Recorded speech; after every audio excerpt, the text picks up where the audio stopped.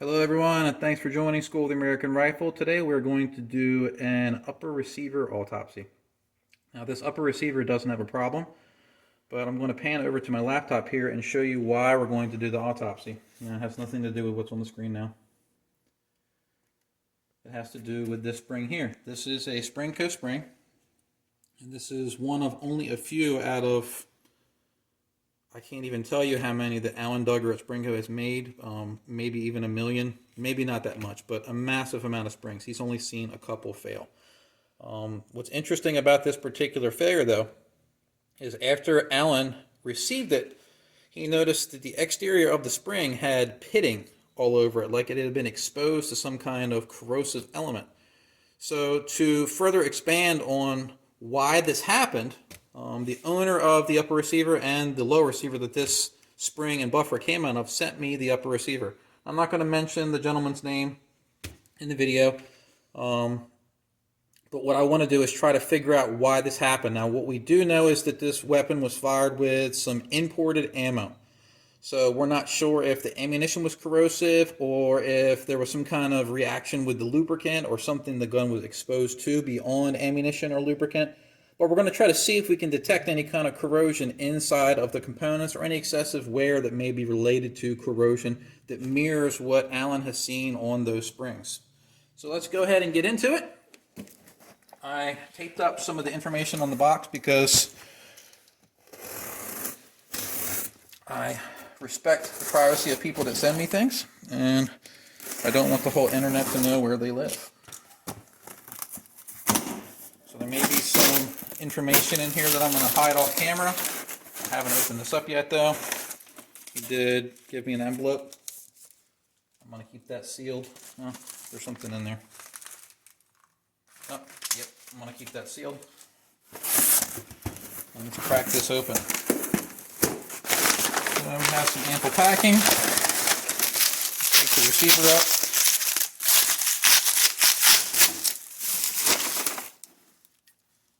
Very nice. Now, one thing I'm noticing too is the muzzle device has some interesting corrosion on it too. Some of that could be just a buildup of carbon. It does look to be corrosion. So what I normally do to give a test on carbon or firing residue buildup is I have a bronze punch that I use. It's a big one. And then we can see that this almost looks like it could be some pitting here.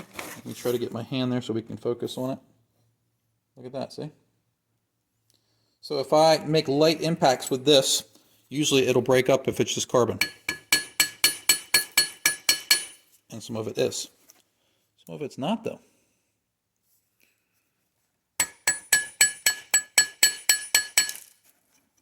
Yep, some of it's coming off, so I'm thinking that might not be corrosion.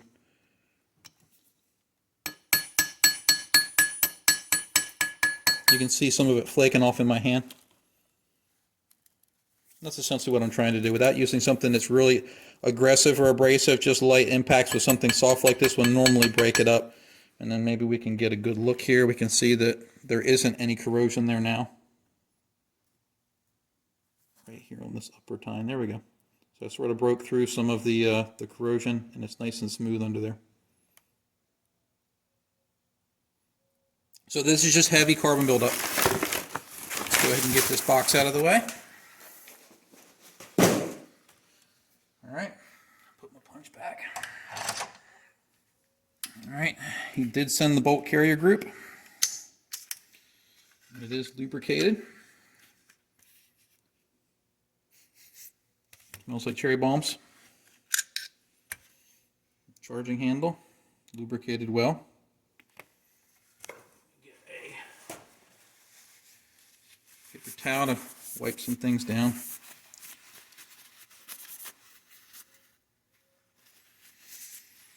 This is mainly aluminum, so you're not going to see typical corrosion on this. Everything looks good. All right, bolt carrier. I want to look at the rails where the metal would have been exposed. This looks like a Scalper bolt carrier group. I believe this is sold by Derek Fightmaster. think Sons of Liberty Gunworks, and they collaborate making this bolt carrier group. You see a little bit of buildup there. See a little bit of wear on the rails. No corrosion though. No serious wear on the carrier belly. No serious wear or corrosion on the rails, on the sides of the carrier key. Everything looks okay so far. Alright, so next, let's take a look inside the upper. We do have a floppy dust cover here. I'll fix that. Alright, we got a good bit of lubricant in the upper receiver. Try to get some light in there. Let me grab a better flashlight.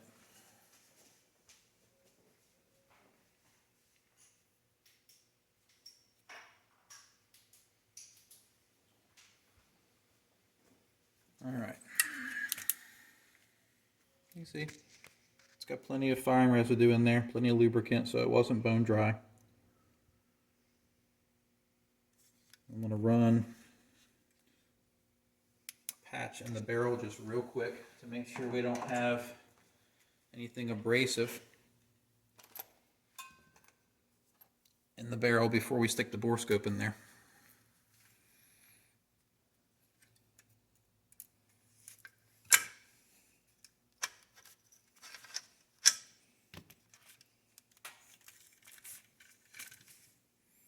Not too dirty.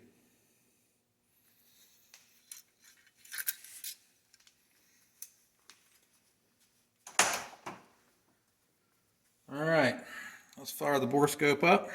Let's see what we can see inside the barrel, and then we'll get into some gauging, because the barrel is where I think we're going to see any corrosion, if there was anything that sets in, because depending on the coating of the barrel, whether it's chrome line, nitride, or maybe even bare, can affect on how rapidly things corrode.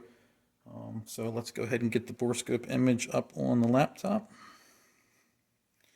And there we go. All right.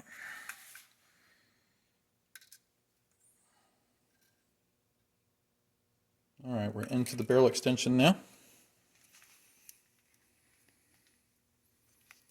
Try to get this to focus some. This is the chamber.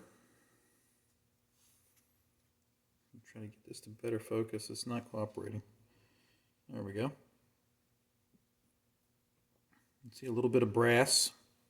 Looks like the brass transferred to some rough areas of the chamber.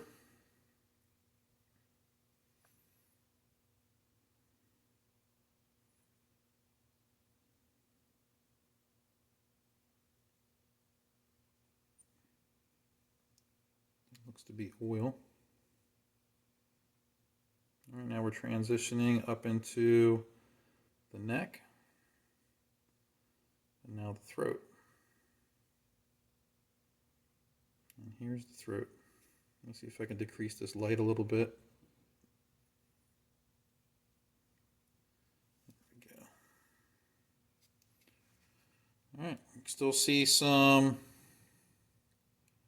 manufacturing marks. We have a little bit of erosion here. Fire cracking or alligatoring. We have some copper fouling. I can't say if this right here is early corrosion or if it's just some fire cracking. It could be either or. It looks like fire cracking though. But I'm not seeing anything that stands out as heavy corrosion. Just a lot of copper in the grooves here. I don't know if that translates in the camera, but this right here is gold on my screen. And we have some gold there too as well. Let me rotate it so you can see it's in other areas. Gold. None of this appears to be any kind of severe frosting though, or corrosion in the barrel. The chamber did not look corroded at all.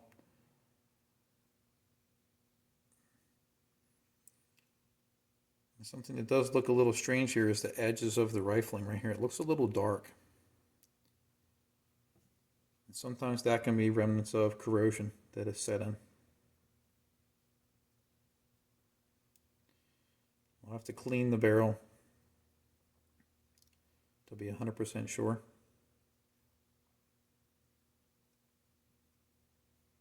I'm not sure if he's seen any accuracy drop off with the barrel, but that is a little dark here.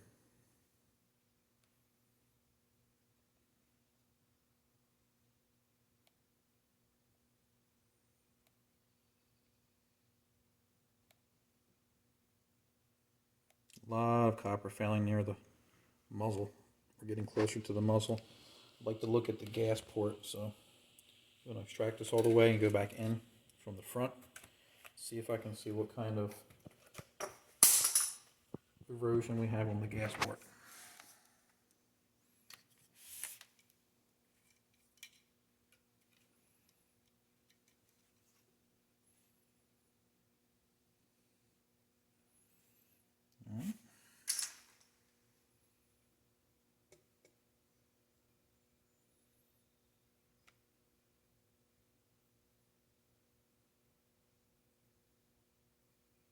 You have some erosion there.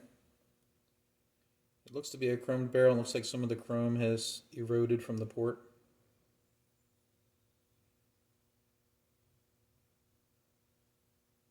That does look a little bit pitted instead of just straight eroded.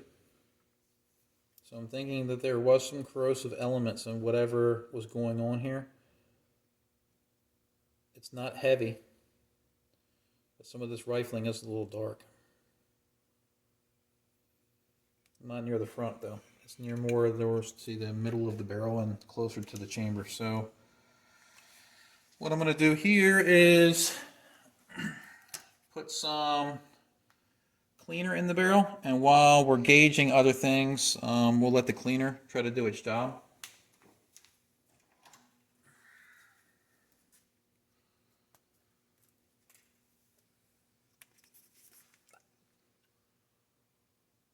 This is a two-part bore cleaner, wipe out accelerator.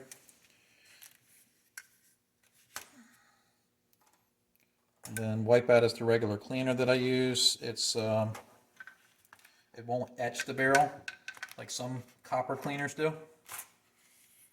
So the accelerator just makes it work faster. If you just use the cleaner by itself, it pretty much has to sit overnight. The accelerator will let it work in about 15 minutes. So I put a little bit of that in there, and then the actual bore cleaner is Wipeout Tactical Advantage. Not fond of the tactical name, but overall the product works.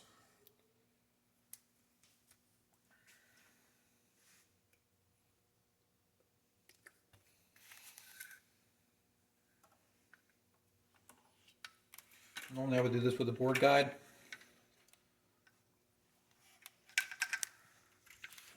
I may have to get it out here if this thing fights me. No, we got it through. So we're going to let that sit.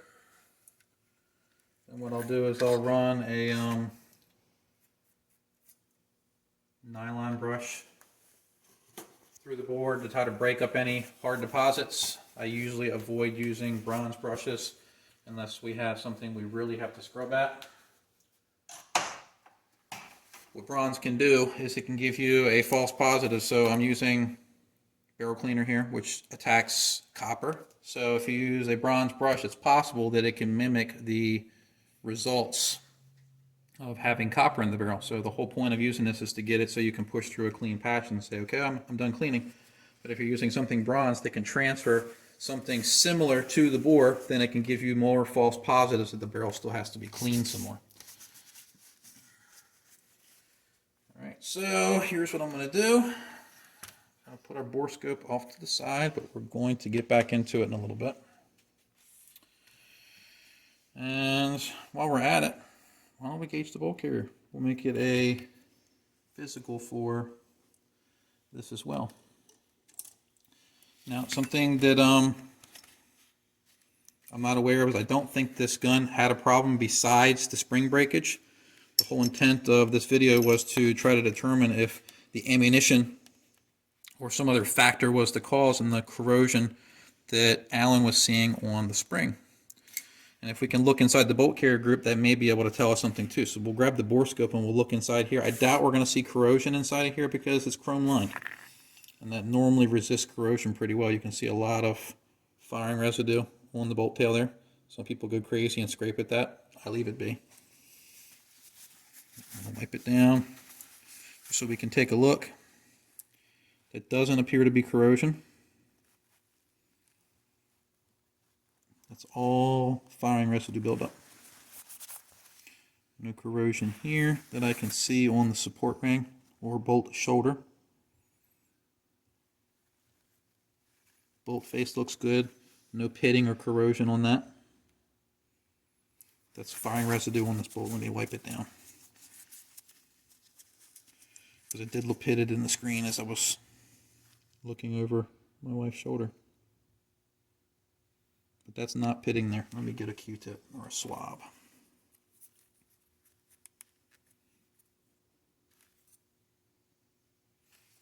Let me grab the magnifying glass, see if we can get a better view.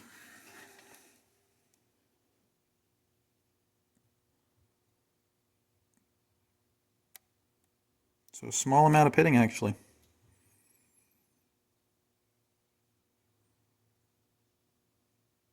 Not enough to affect function, but there is a small amount of pitting there. Normally you'll see the pitting right around here where this ring is. That's where the primer tries to etch the bolt face, and this is actually not catching anything here. Just looks like the finish hasn't worn away there.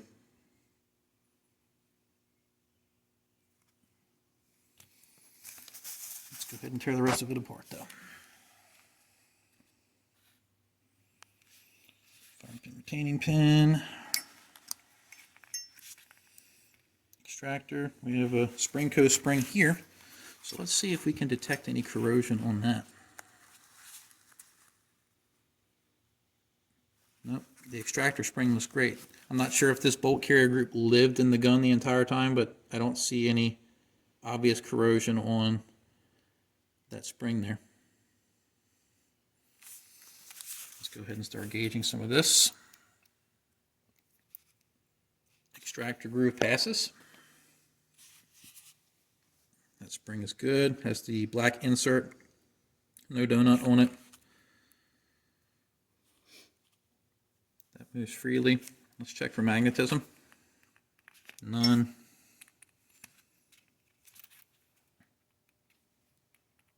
Fantastic. Claw feels great.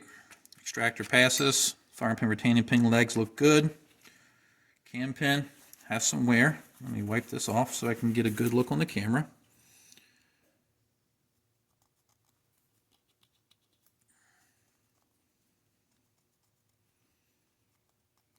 My test for the cam pin, we haven't seen any on camera so far yet with wear like this that I can recall, is what you do is you drag your finger across where the grooves are cut, and if it grabs your fingernail to the point where when you try to push past it, it feels like it's going to rip your nail. Now this doesn't apply to everybody because not everybody has nails like I do. Some people bite their nails and they're all stubby, so you can't do a test like this. But essentially what I'm trying to convey is if that groove is deep enough to where a person with fingernails like mine grabs this and it feels like it wants to rip it off, then it's likely worn to the point where it can be sloppy when it's in the bolt, and that slop can be transferred to the bolt and can reduce its life. That doesn't mean that this has to be replaced, so don't misinterpret what I'm saying. I'm just saying this is one of the factors. This is a wear item.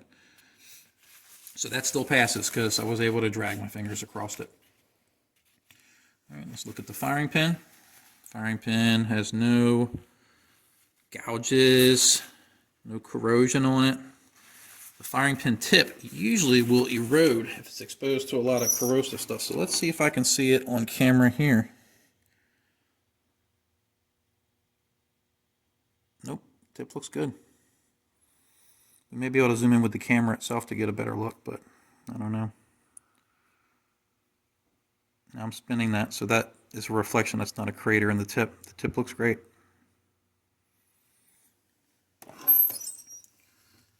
All right, let's check protrusion.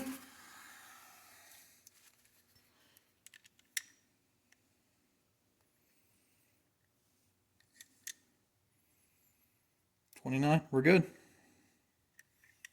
Check again, that was on the edge there, 30. I noticed it was off. So firing pin protrusion is good. All right, let's check our bolt tail. No go, passes, field, passes. All right, next up, let's do a measurement of the bolt support shoulder. My fingers are all greasy, so I'm going to get my micrometer all dirty.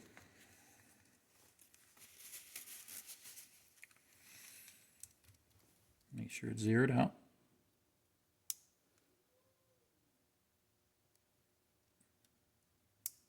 All right. Let's see what we get.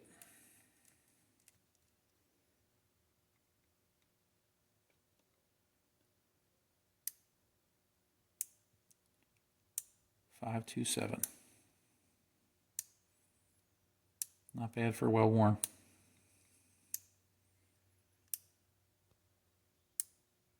All right.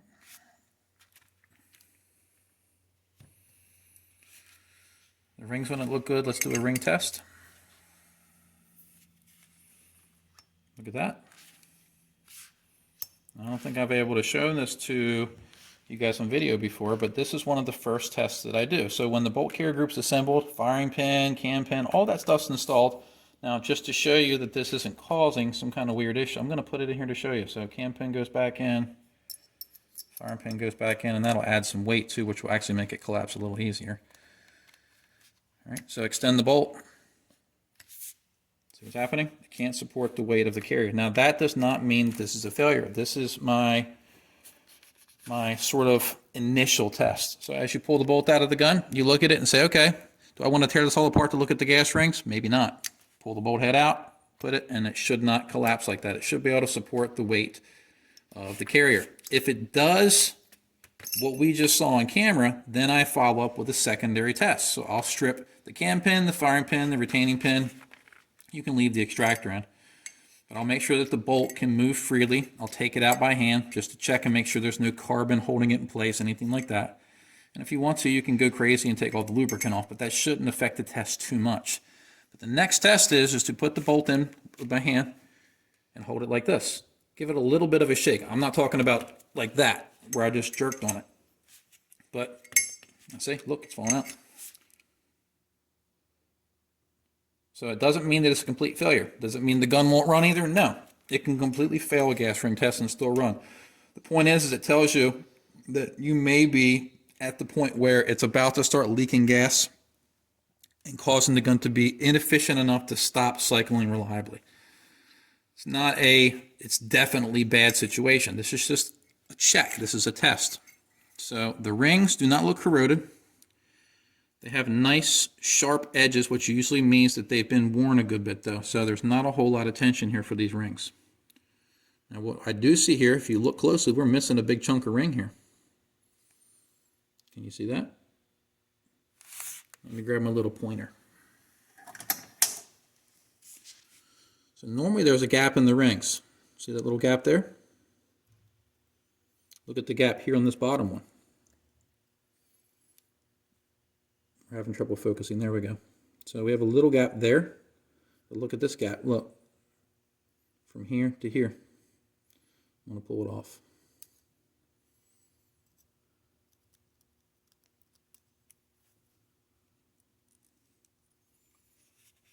Look at that. Now, the second ring usually does not erode as much as the first ring, and then the third ring will have the least amount of wear on it.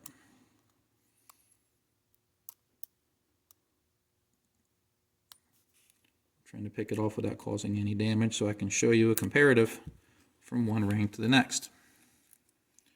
And when you replace rings, you should replace them in threes, but there's what a ring looks like normally. Now you can tell it has some wear on it by how it's thinned out here. But look how much this one's eroded compared to that.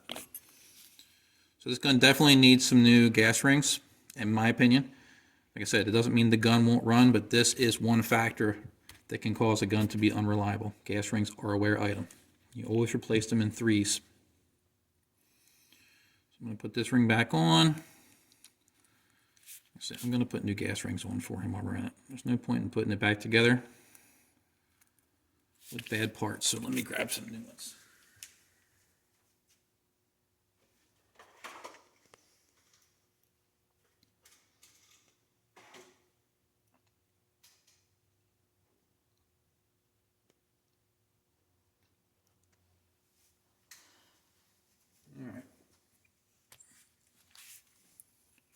What we're probably going to have to do is do 2 sections of video because the camera's giving me a warning that we're running out of time. I don't know why it does this from time to time.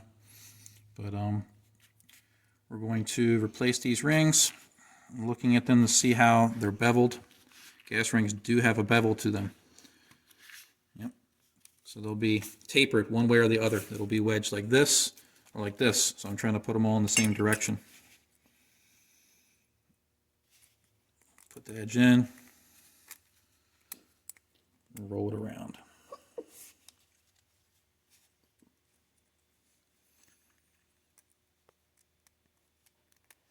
All right, our camera's going to die and we're going to go back to it.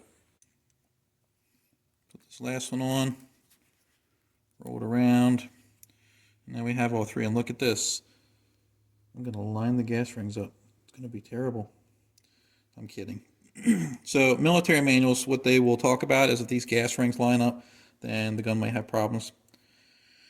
What happens when the gun operates, the bolt will rotate in and out of battery, and the gas rings will normally catch on these edges of the separation where the gas rings are split, and they will eventually line up anyway. So trying to stagger gas rings is sort of a pointless endeavor. They will eventually realign and some gas will get by. When this is put into the carrier though, these holes close up to almost where they're non-existent. So unless the gun is running like on the very ragged edge of function, staggering gas rings shouldn't be a problem. If it doesn't run because the rings, the gaps in the rings line up, you have other issues going on with the gun. But we have some bad gas rings there, so we caught that. Now, whether or not that gas ring wearing out is from corrosion, I couldn't say. It doesn't look like corrosion, it looks like wear. We're going to look inside the carrier and see if the carrier appears to be oversized with gauging, and we're also going to look and see if we have any roughness in the bore. The roughness can wear at those rings. Now, the fact that only one ring is worn as heavy leads me to believe that it is not the finish of the inside of the carrier. It's the gassing of the gun. The gun's a little bit gassy, or the ammunition was really hot. All right, so everything's good here. Let's check the ejector. And this is going to be a long video, so I apologize.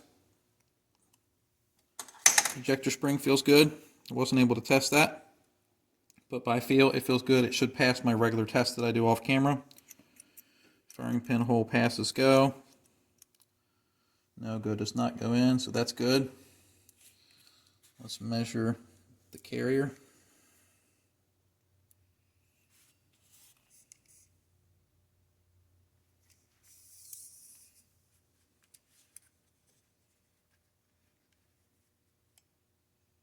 Carrier's great length.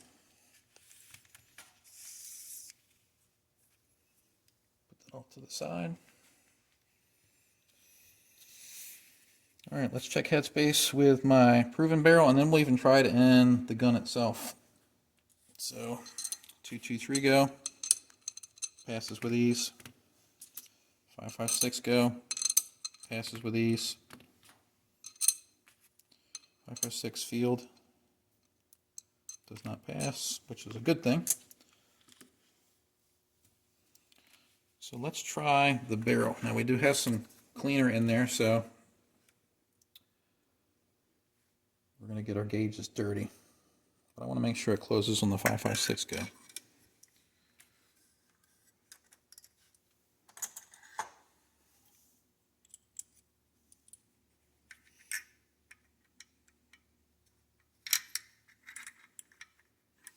I could put the carrier back together and do it, but I didn't, so I'm just going to test it this way.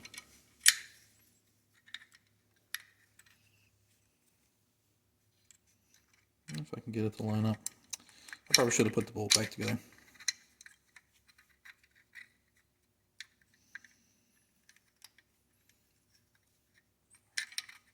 Yep.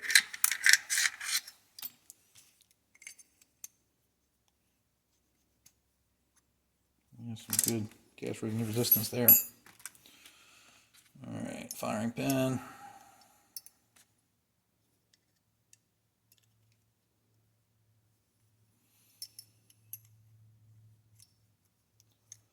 Don't ever forget to put your firing pin in when you're doing a headspace gauge test. If you don't have the firing pin in, your cam pin can rotate when you put your carrier in the battery, and it can get stuck when the cam pin rotates, so you don't want to do that.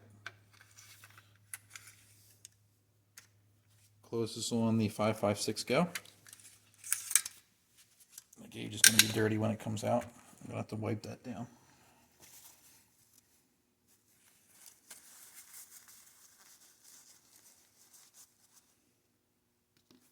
Alright, field gauge. We don't want it to close on this.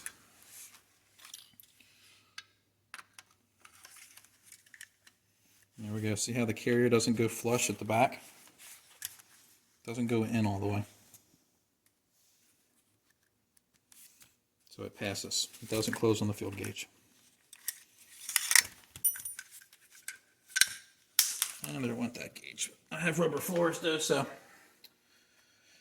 this saves me from damaging stuff like this when I drop it. I'm going to have to recheck this later to make sure it didn't lose calibration.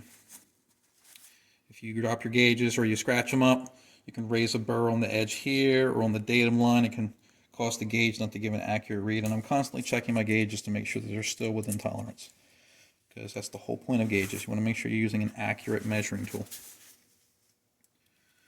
All right, let's get this bolt carrier back apart, because we're going to check the carrier.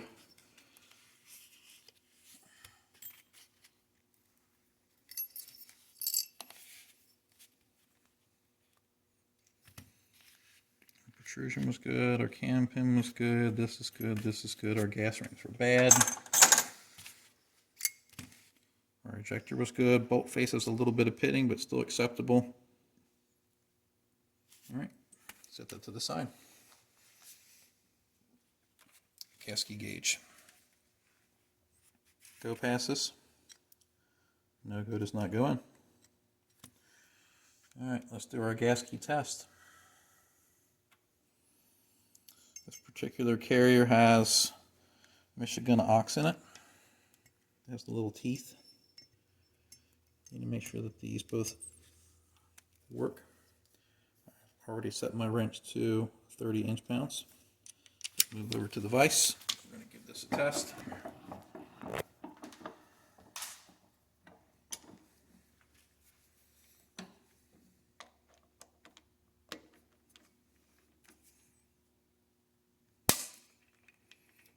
Passes. Come on. There's a little bit of fouling in the screw holes. Passes. All right. Let's move back over.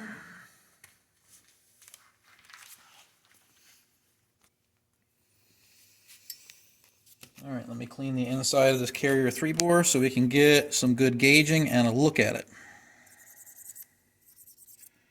We have a lot of firing residue stuck in there.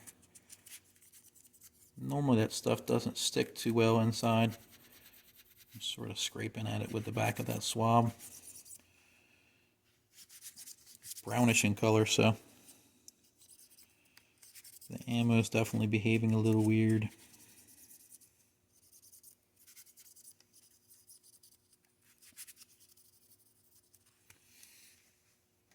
Alright. Let's check with the obstruction.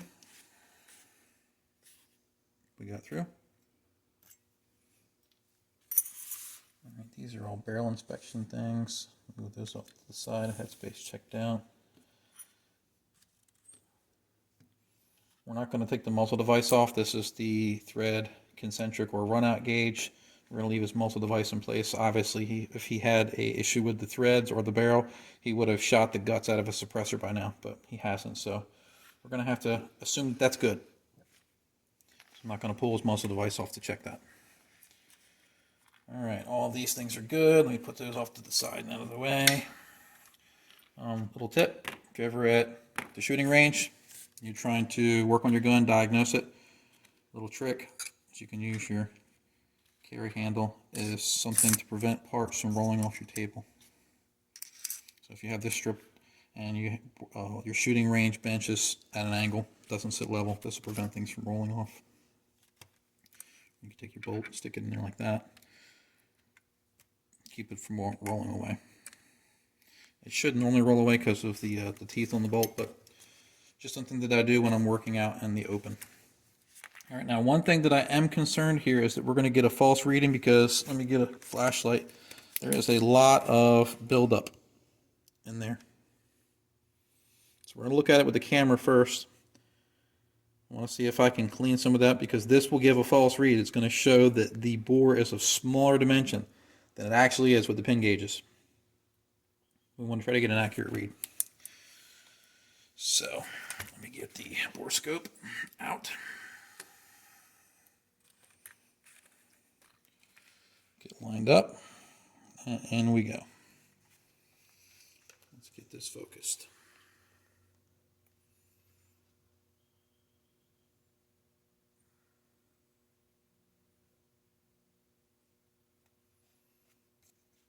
A lot of what we're seeing here is firing residue. Let's see if I can make this look a little clearer. There we go. Yep. Maybe back some. Right there.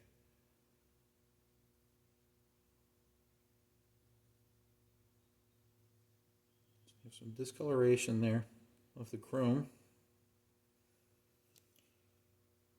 Almost looks like it's vaporized copper.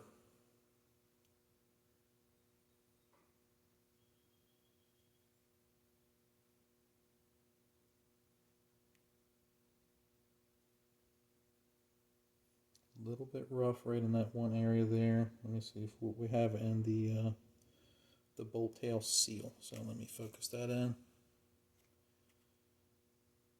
Again, we have a lot of fine residue on here. Looks a little rough right there.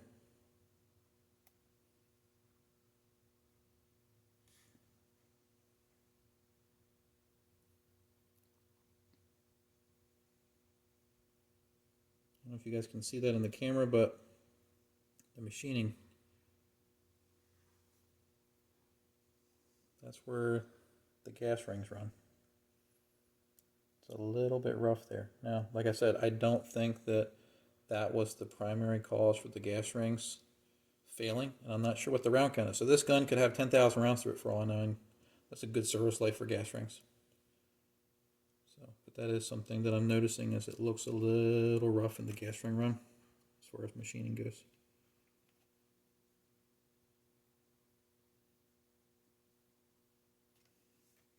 But not bad. A lot of fine residue here though. This is, looks like vaporized copper.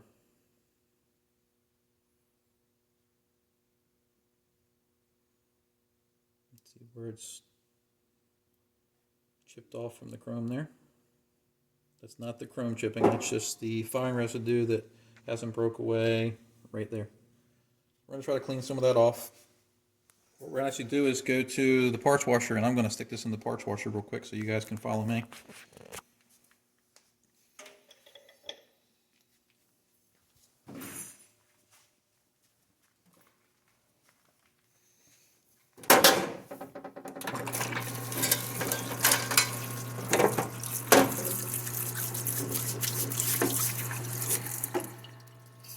This is a nylon brush. Some people will use chamber brushes or a 45 ACP brush, something along those lines in this area here. I try not to use anything that's bronze or stainless when I'm doing this stuff because I don't want to cause any excessive wear. I want to try to avoid using abrasives when possible.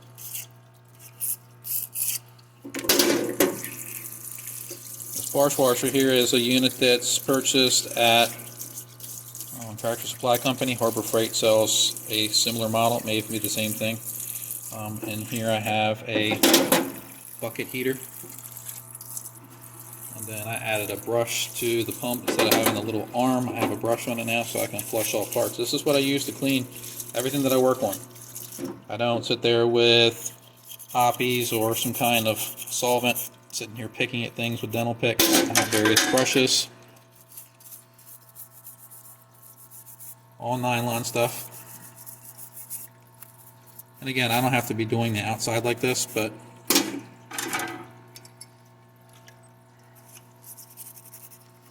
going to try to get all that stuff out so we can get some accurate gauging.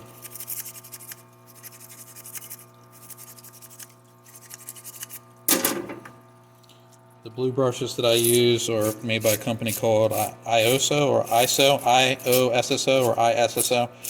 Brownells carries them. They're sold on the internet in various places. The AR-15 specific kit. This is for upper receiver bore. Nylon chamber brush. 22 or 223 bore brush, and then this one is for the, can be used for the chamber or the bolt carrier.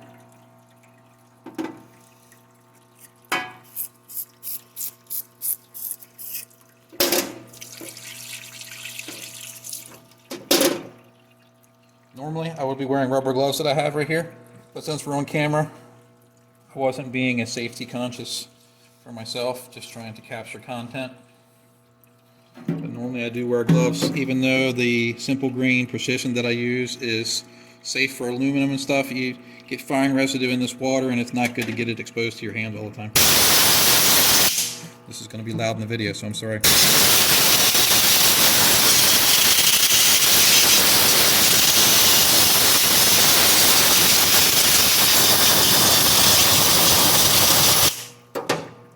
Turn our pump off and come back over.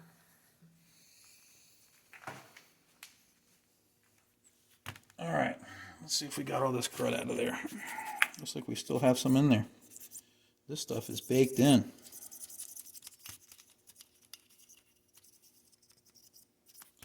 I'm gonna get a flashlight and see if I can show you guys.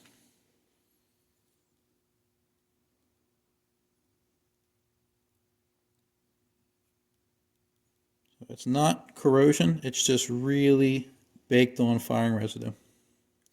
This is in the bolt support area, so this shouldn't cause any serious gauging issues at this point, but let's go ahead and get into it.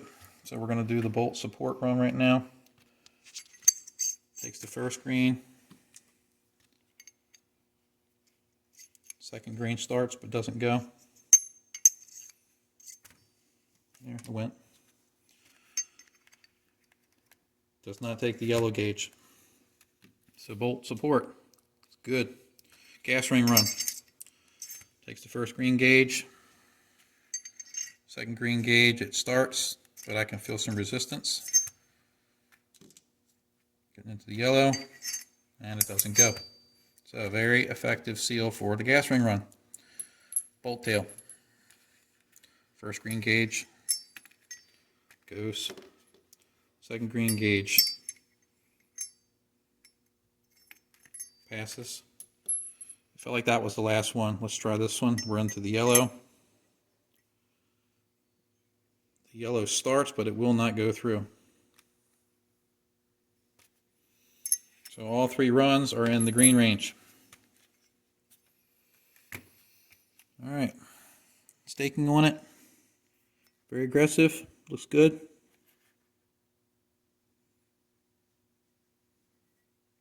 This has Michigan ox in it, so that staking is going to bite into those screws even harder than regular screws, so it's not going to come loose.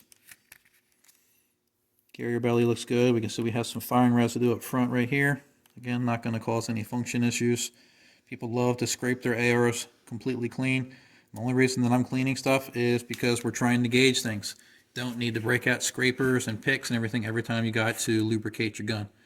Just create a service schedule for it. After you reach a certain round count, then you clean it, you look at things, you gauge things, whatever you're going to do with it. Everything on this looks good. Bolt tail, no rough or sharp edges.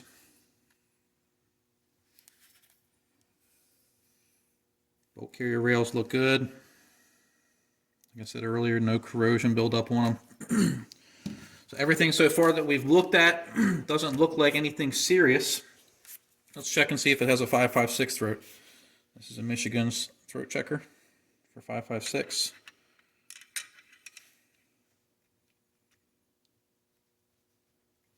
And it is sticking.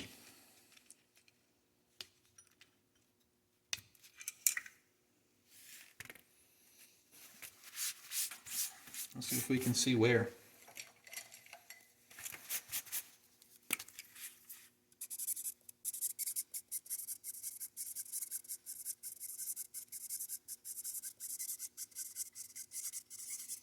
I normally use layout fluid or Dicom for this, but magic marker will work. And what this will show me is where this thing's binding in that throat area. While we're waiting for that, let's check it with the throat erosion gauge. And it looks like our erosion is at a 2. So throat erosion is fine. It's about equal to most guns that have about, let's say, between 4,000 and 6,000 rounds through them at that point. And again, I'm not sure how many rounds were through this gun. Let me check my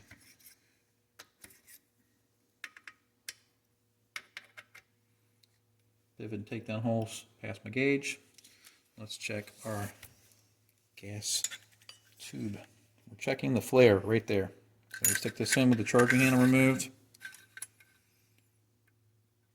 Let me get a light. What we don't want is the gas tube to go past that red line while I'm putting forward pressure and spinning on it. So the flared portion there is what seals against the gas key. We pass. Even though the line's like right up against it, we just don't want it to go all the way past it, and it doesn't. So we're good. That's the Mark Brown Customs gas tube gauge. Very, very effective gauge. All right. Now this is going to get my barrel straightness gauge dirty, but I want to check and see if we have enough copper fouling to cause this gauge to bind up or stop. It didn't. Look at all the blue coming out. I don't know if you can see that on camera. That's all copper being eaten up by the solvent. So let me get a clean paper towel just so you can see. Okay, it's blue. Put down my gauge. Let's check muzzle erosion. Oops. We have to do this blind because our muzzle device is attached. Normally if it was a bare muzzle, it would be easier to check something like this. So I would take the muzzle device if it wasn't on, and then I would put this in, and that tells me what my erosion is. But on this we have a muzzle device installed, so what we have to do is visualize, okay, the threads stop right about there. So I'll put the muzzle erosion gauge in here, finger pressure, and then what I'll do is, okay, the threads stop right there, or the muzzle stops there. I'm going to grab it and pull out. So we're at a 3 on muzzle erosion, so we're still good. And clean it off. The bore cleaner that I use, Wipeout, should not hurt the gauges. I just wiped it off because I don't want anything leading to any kind of issues, whether it be discoloring the metal or allowing moisture to collect on the component and cause the gauge to rust. Gauges are usually very, very hard material, and they rust really easy with fingerprints, all kinds of stuff. So that's why I'm always wiping stuff down, if you're wondering. Students usually wonder the same thing. They're like, why are you always wiping down a gauge after I touch it? It's not because I think you have cooties or something like that. It's because fingerprints can corrode something really fast. It all depends on the person. My fingerprints are pretty corrosive. So we've painted the front throat portion of this throat gauge. I'm going to put it in. Try not to disturb it. Push it in. And we are binding, but not as much.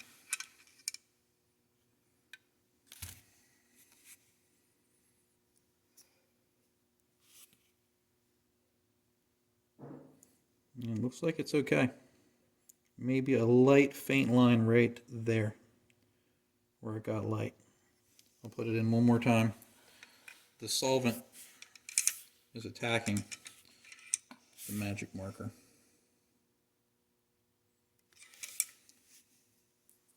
There we go. There's where that line was. I was right. Right there. Can you see it? So not a failure. It doesn't mean that it's not going to function. It just means that the throat has slightly wrong angle for a true 5.56 throat. So we could ream it. We're not going to though. Everything passes. All right. So we check this. I'm going through my little mental checklist. Gauge the 3-bore. We looked at the inside of the carrier. All right, let's try to clean out the rest of the solvent in the barrel. I'm going to grab some more patches. I don't have any over here. I have to go to my cart to get some.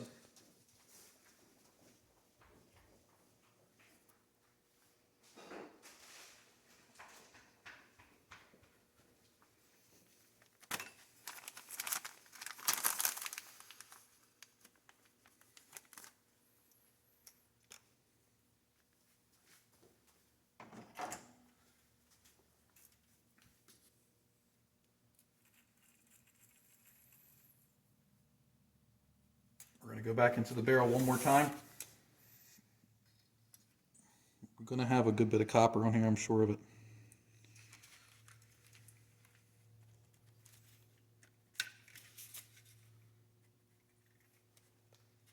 This is fighting me now, so I'm going to stop.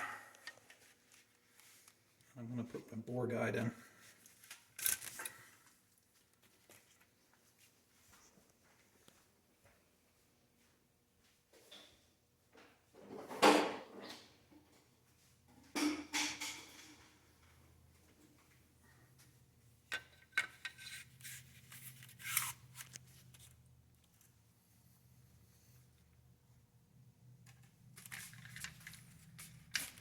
Pushes through a lot easier because the rod doesn't flex any.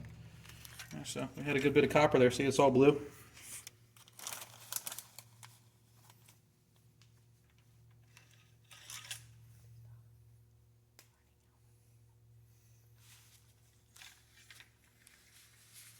Our camera's giving us a battery problem again, so we may have to splice the video one more time. If it cuts out, we'll just continue on where we left off and splice it together. All right, so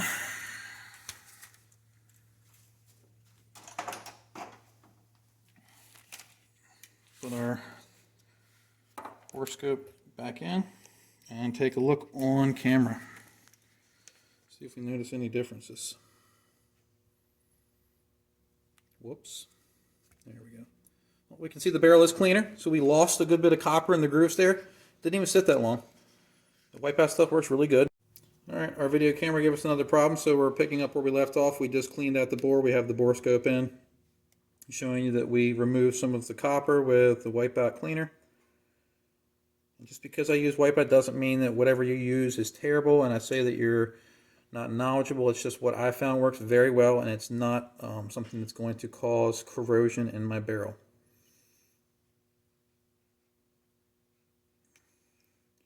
But this barrel looks a lot better. A lot of that darkness is now gone that I was seeing earlier.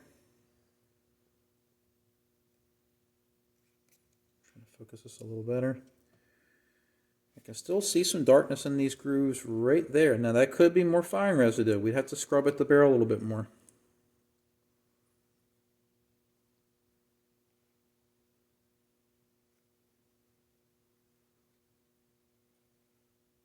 It does look a little aggressive right there.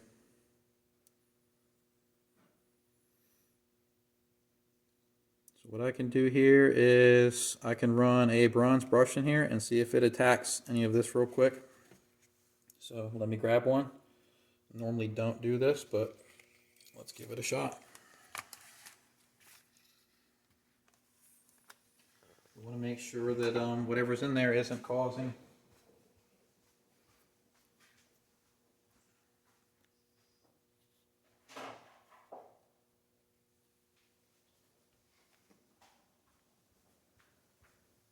isn't going to cause us to come to any false conclusions.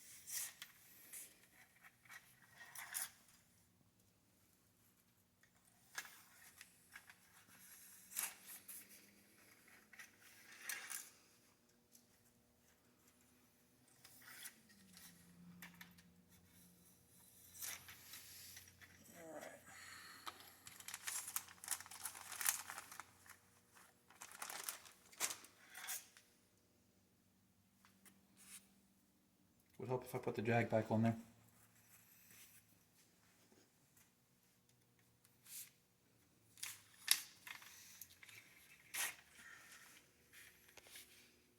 Not bad.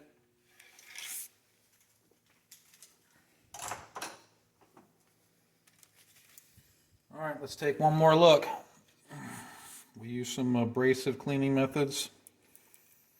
See if we could get that black stuff out of the edges of the grooves. Let's go all the way back. That's my bore guide there. This is our chamber. Chamber does look a little rough. Our neck. This is the beginning of our throat. You can still see it's dark.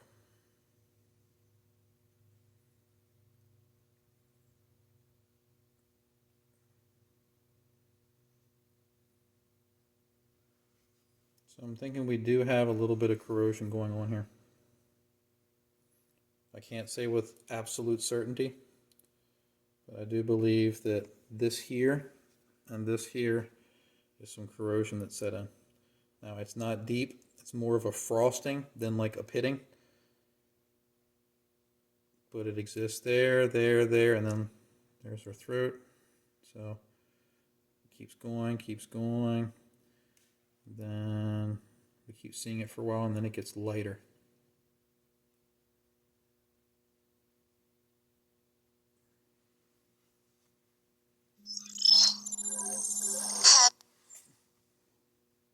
Phone was trying to ring. People are always trying to call or text me when I'm doing videos. Never fails. Alright, so that about finishes up. That's probably one of my longer autopsies, so just wanted to be thorough with it.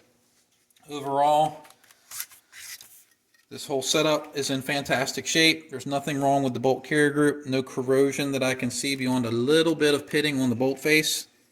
We did have some eroded or worn gas rings. We replaced those.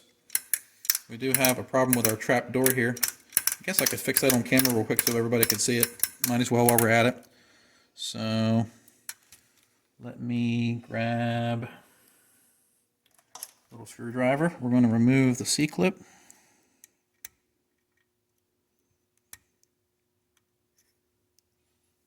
Get another one.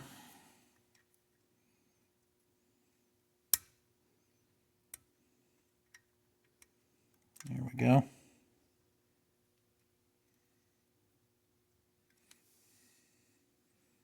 There's our C-clip.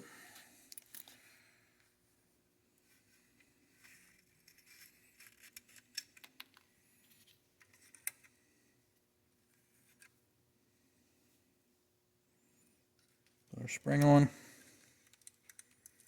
So here's what I do. So there's the spring. It's placed in place. Well, it's put in place.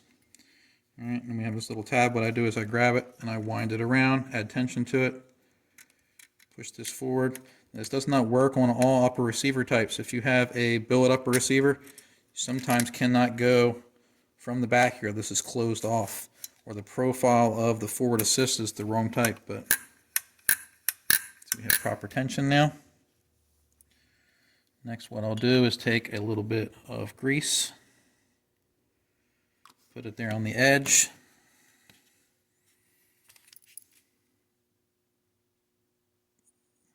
Put my little C-clip in place. Then I will grab a flat-faced or a flat screwdriver bit. And I missed there.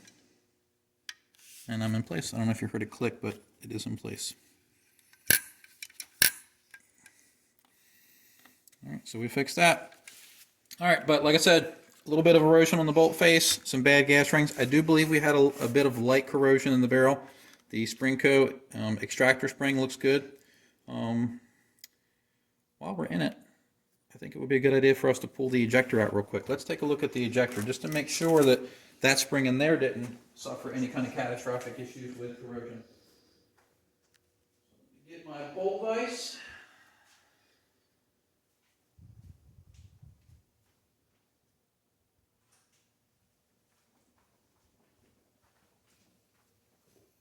All right, I got it. I will put a new ejector spring in here. I don't like to reuse the roll pins. Coil pins are fine to reuse. Spiral coil pins, that is. Let me grab one of these punches up here. My hammer. All right.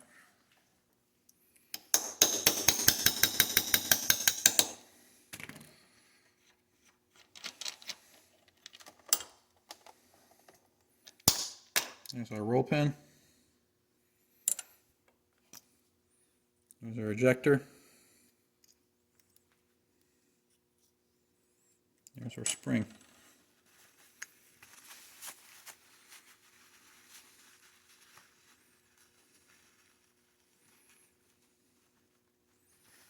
Spring is still shiny.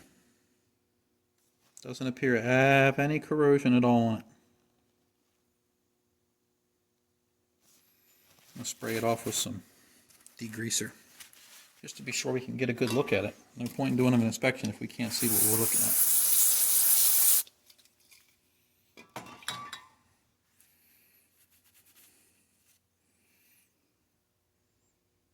Yep, spring looks good. It's not kinked up.